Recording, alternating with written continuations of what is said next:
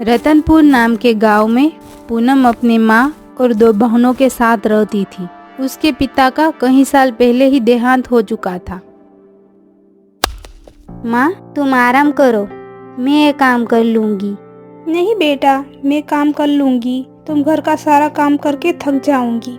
माँ, मुझे तो आदत है, मैं कर लूँगी, तुम जाओ। अच्छा ठीक है, तू ये काम कर, मैं बाहर जाकर सब्जी लेकर आती हूँ। विमला वहाँ से चली जाती है और देखती है कि उसकी दोनों बेटियां बस पूरा दिन सजने संवरने में ही निकाल देती है और कुछ भी काम नहीं करती है।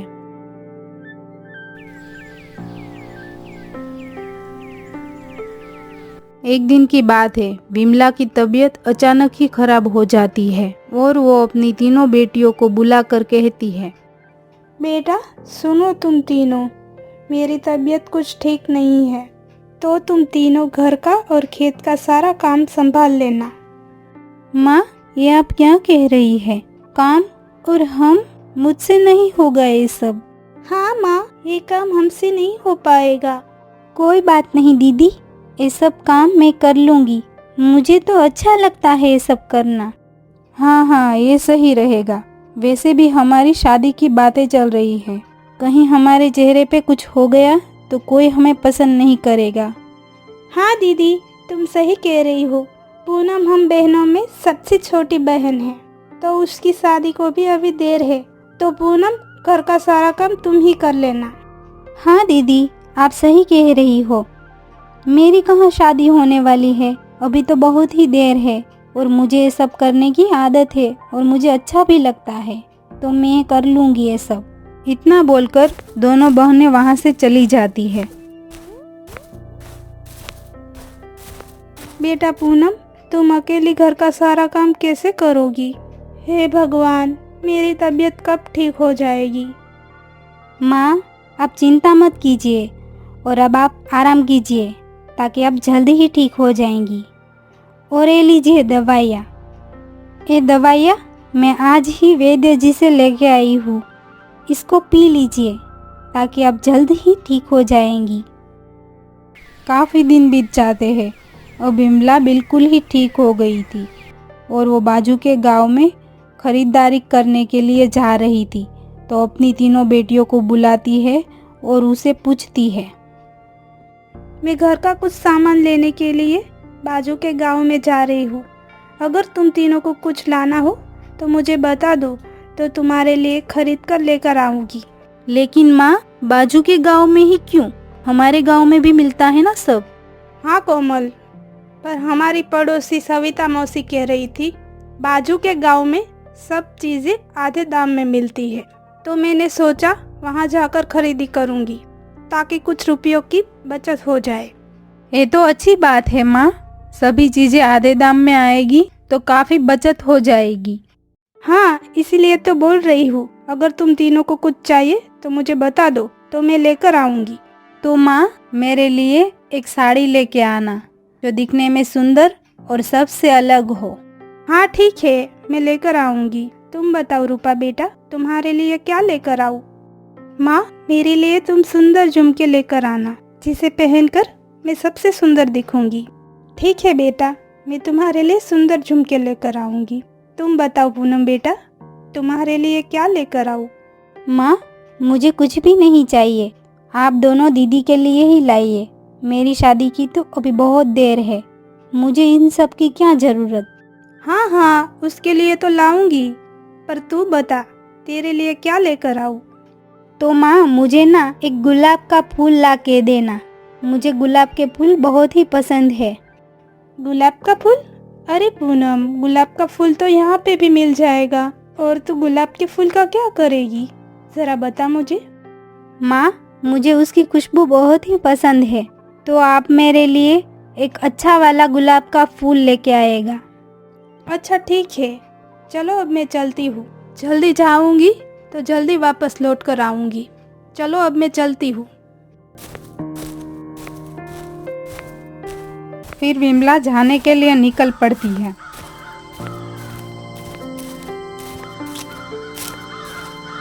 थोड़ी देर में वो बाजू के गांव में पहुंचती है और बहुत सारी चीज़ों की खरीदी करती है।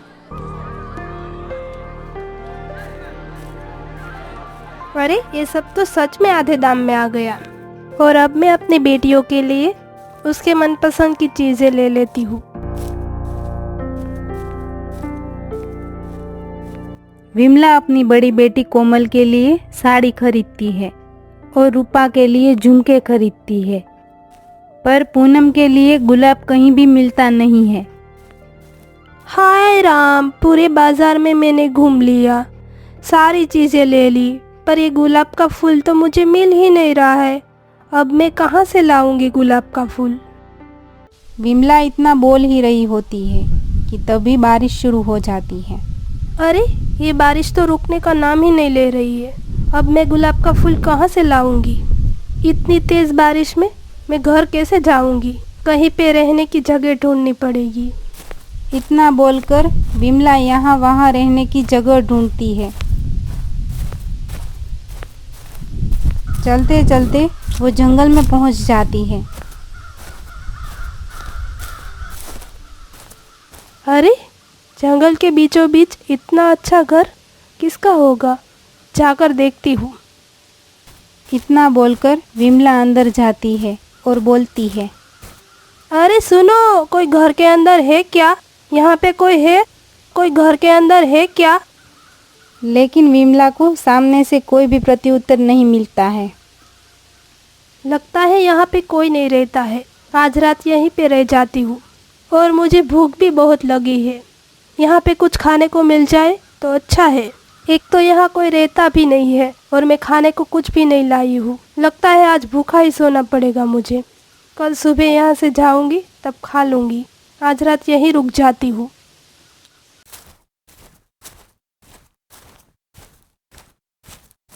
इस कमरे में जाती हूँ और यहीं सो जाती हूँ। इतना बोलकर विमला अंदर की ओर जाती है। अरे ये क्या? इतना सारा खाना यहाँ किसने रखा होगा? किसी का खाना मैं कैसे खा सकती हूँ? पर मुझे भूख भी बहुत ज़्यादा लगी है। लेकिन मैंने थोड़ा सा खाना खा भी लिया तो क्या फ़र्क पड़ेगा? वैसे भी यहाँ पे बहुत सारा खाना रखा है और कोई खाना खाने के लिए मना थोड़ी ना करेगा। इतना बोलकर विमला खाना खाने लगती है।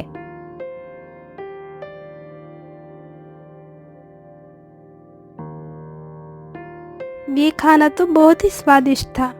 चलो मैंने पेट भर के खाना तो खा लिया, अब सो जाती हूँ। सुबह यहाँ से मुझे जाना भी है।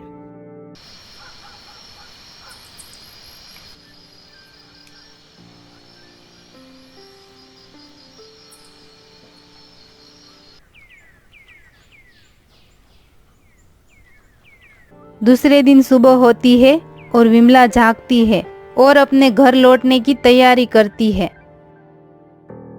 चलो अब मैं जल्दी से घर जाती हूँ। मेरी बेटियाँ मेरी राह देख रही होगी।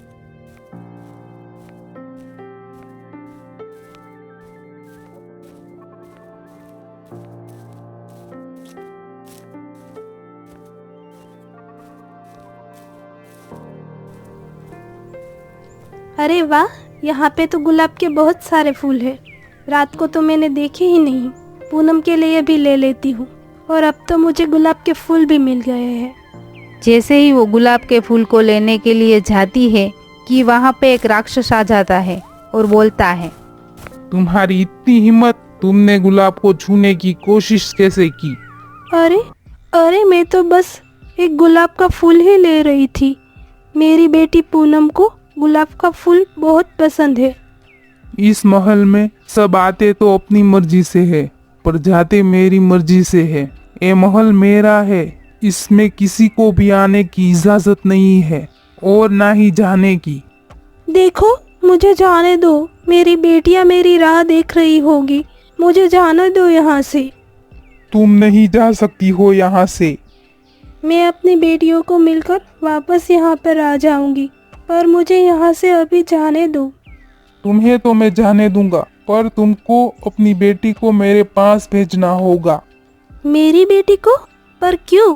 कौन सी बेटी को? हाँ, तुम्हारी बेटी को, जिसने गुलाब के फूल मंगवाए हैं। और सुनो, तुम ये मत समझना कि तुम यहाँ से चली गई तो मैं तुम्हें जाने दूंगा। मैं सब जानता हूँ तुम्हारे बारे में, समझ गई तुम? फिर विमला को राक्षस गुलाब के फूल देता है और विमला गुलाब के फूल लेकर अपने घर लौटती है।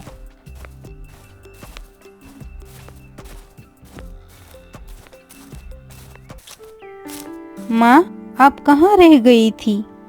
हाँ माँ, अब कहाँ रह गई थी? माँ, आप ठीक तो है ना? मुझे आपकी कितनी चिंता हो रही थी। एक तो ऊपर से बारिश। आपने कुछ खाना खाया कि नहीं?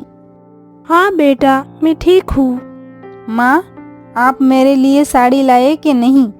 दिखाइए ना मुझे। हाँ कोमल, ये लो तुम्हारी साड़ी। और माँ, मेरे झुमके वो तो दिखाइए मुझे।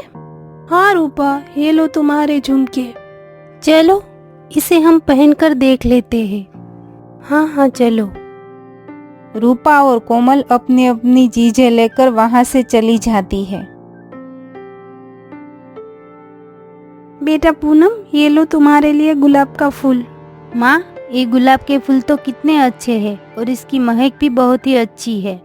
विमला पूनम की बात सुनती नहीं है और उसको उदास देखकर पूनम बोलती है, माँ, क्या हुआ? मैं देख रही हूँ आप आई तब से सोच में डूबी हुई है और कुछ परेशान दिख रही है। मुझे कुछ नहीं हुआ है बेटा, मैं ठीक हूँ। कुछ तो बात है माँ, आपको मेरी कसम, बताए ना क्या हुआ है। पूनम की बात सुनकर फिर विमला उसे सारी बात बताती है। माँ, आप चिंता मत कीजिए, मैं उस राक्षस के पास जाऊंगी। पर पूनम, मैं तुम्हें नहीं जाने दे सकती, मेरे कारण ही हुआ है ये सब। माँ, आप खुद को मत कोसिए, आपकी कोई गलती नहीं है और आप चिंता मत कीजिए, मुझे कुछ नहीं होगा। अगर मैं वहाँ नहीं गई तो राक्षस हम में से किसी को भी नहीं छोड़ेगा।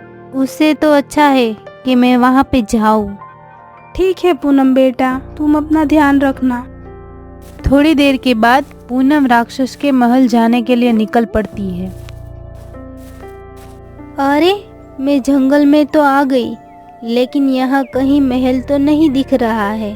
थोड़ा आगे जाके देखती हूँ। पूनम वहाँ से आगे चलती है। थोड़ा आगे चलते ही उसे वो राक्षस का महल दिखता है। वो रहा महल, जैसा माँ ने बताया था वैसे ही जंगल के बीचों बीच है। चलो मैं अंदर जाकर देखती हूँ, शायद वो राक्षस अंदर हो। इतना बोलकर वो महल के अंदर जाती है।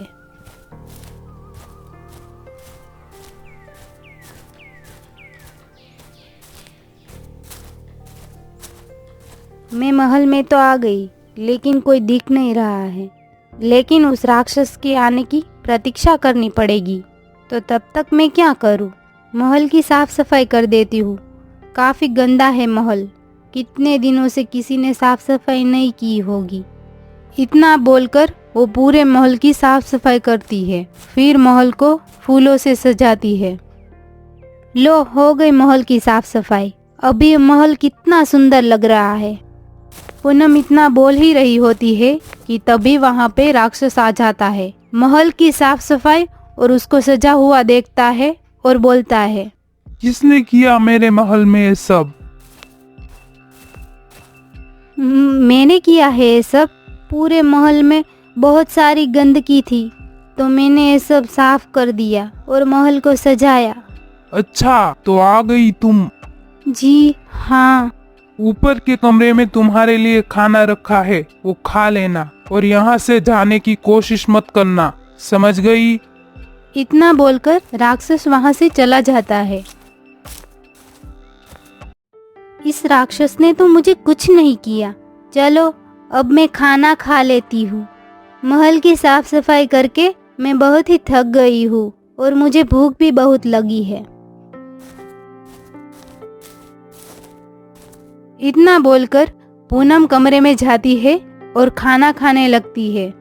दूसरी तरफ पूनम की याद में विमला दुखी रहती है और कुछ खाना भी नहीं खाती है। पता नहीं कैसी होगी पूनम, उस राक्षस ने कुछ किया तो नहीं होगा ना उसके साथ। हे भगवान, मेरी पूनम की रक्षा करना उस राक्षस से। माँ, अब आपके रोने से क्या होगा? जो होना था वो तो हो गया। हाँ माँ, दीदी सही कह रही है। वहाँ पे पूनम ठीक ही होगी और उससे क्या जरूरत थी गुलाब का फूल मांगने की। हमारी तरह वो भी कुछ चीज मांग लेती तो आज पूनम इस हाल में ना होती, वो भी हमारी पास होती अभी। इतना बोलकर वो दोनों अपने कमरे में चली जाती है। हे भगवान, मेरी बेटी की रक्षा करना उस राक्षस से।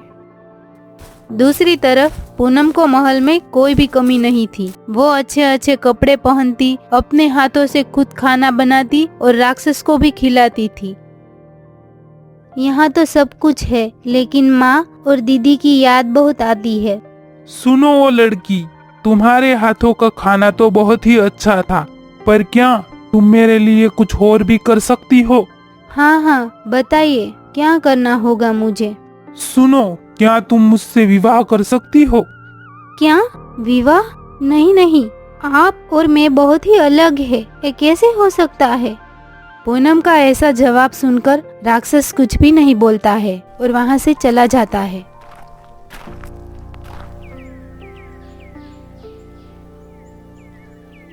कई दिन बीत जाते हैं। एक दिन की बात थी। पूनम उदास होकर कमरे में बैठी हुई थी। तभी उसकी नजर एक अंगूठी पर पड़ती है। अरे ये अंगूठी, ये तो कितनी सुंदर है। इतना बोलकर वो अंगूठी को लेकर अपने पास रखती है। माँ क्या कर रही होगी, उसको मेरी कितनी चिंता हो रही होगी।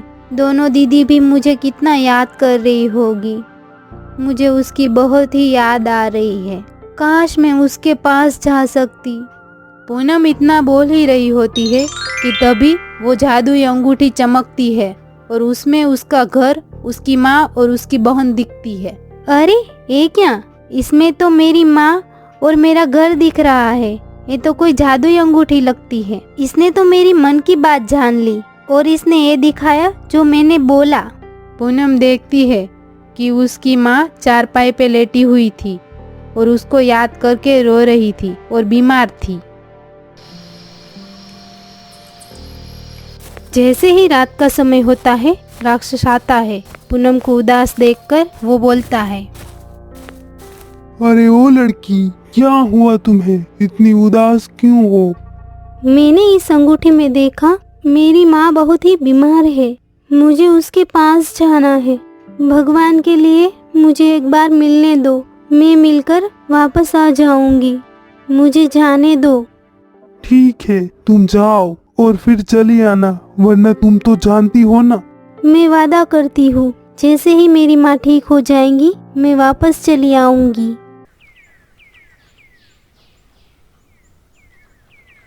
फिर पूनम अपने घर जाने के लिए निकलती है। माँ, दीदी, कहाँ हो आप सब? अरे ये आवाज तो पूनम की है। पूनम, मेरी बच्ची, तुम आ गई। मेरी बच्ची ठीक तो है ना? माँ, मैं बिल्कुल ठीक हूँ। आप कैसी है? उस राक्षस ने तुम्हें कुछ किया तो नहीं है ना? नहीं माँ, उसने तो मुझे कुछ नहीं किया है, लेकिन आपने अपनी क्या हालत बना ली है। अब तू यहाँ पे आ गई है ना, तो मैं भी पहले की तरह ठीक हो जाऊंगी।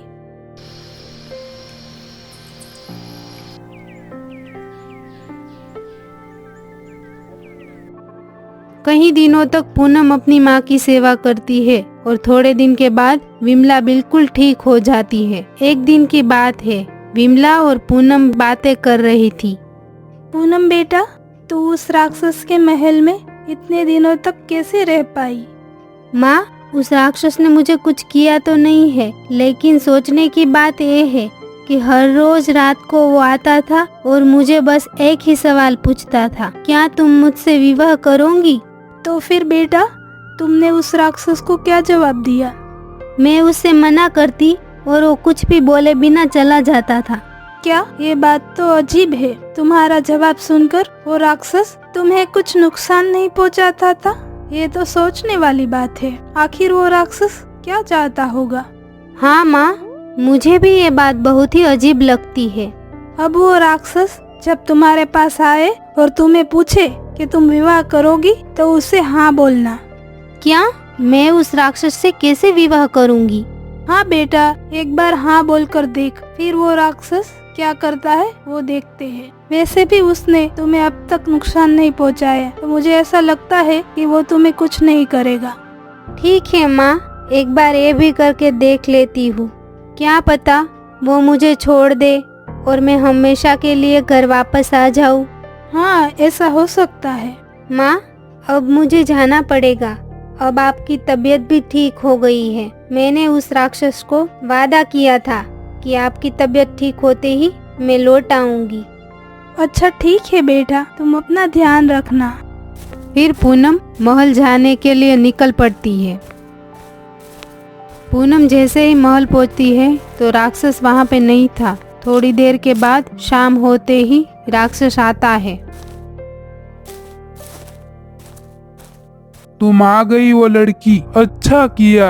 हाँ, मैंने आपको वादा किया था कि मैं लौट के आऊंगी, तो मुझे आना ही था ना। पूनम और राक्षस दोनों खाना खाते हैं। फिर जाते समय राक्षस पूनम से फिर से सवाल करता है। सुनो वो लड़की, मैंने तुम्हें कई बार पूछा है और आज फिर से पूछता हूँ, क्या तुम मुझसे विवाह करोगी? राक्षस की ये बात सुनकर पूनम थोड़ा घबराती है, फिर बोलती है, जी हाँ, मैं आपसे विवाह करूंगी। पूनम के इतना बोलते ही उस राक्षस की जगह पे एक सुंदर राजकुमार आ जाता है। ये देखकर पूनम चौंक जाती है और बोलती है, तुम कौन हो और वो राक्षस, वो कहाँ गया? पूनम, वो राक्षस मैं ही था। एक श्राप की वजह से मैं राक्षस बन गया था। जब भी कोई लड़की राक्षस के रूप में मुझसे विवाह करने को हाँ बोलेंगी, तभी मेरा श्राप खत्म हो जाएगा।